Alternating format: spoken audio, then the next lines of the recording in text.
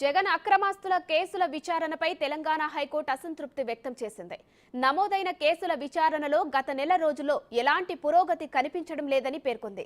జగన్ కు వ్యతిరేకంగా నమోదైన కేసులను రోజువారీ విచారణ చేపట్టాలని ఆదేశించింది. కేసుల విచారణలో పురోగతిపై నివేదిక సమర్పించాలంటూ విచారణను 23కు వాయిదా వేసింది.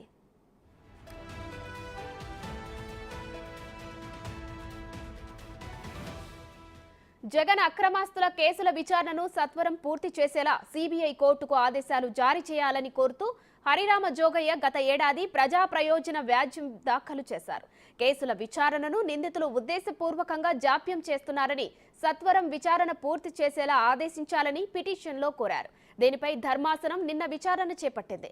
కేసు పూర్వాపరాలను పరిశీలించిన ధర్మాసనం గత విచారణ నుంచి ఇప్పటి వరకు ఈ కేసులో ఎలాంటి పురోగతి కనిపించడం లేదని అసంతృప్తి వ్యక్తం చేసింది.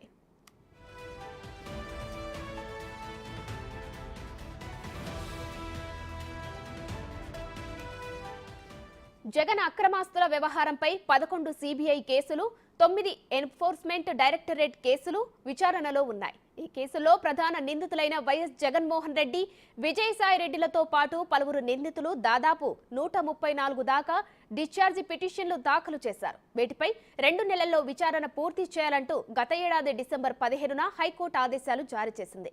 అయితే ఏప్రిల్ 30 వరకు గడువు కావాలని సిబిఐ కోర్టు హైకోర్టుకు ఫిబ్రవరి 15న లేఖ రాసింది. దీనిపై విచారించిన హైకోర్టు డిశ్చార్జి పిటిషన్లకు తేల్చడానికి ఏప్రిల్ 30 వరకు గడువు ఇచ్చింది.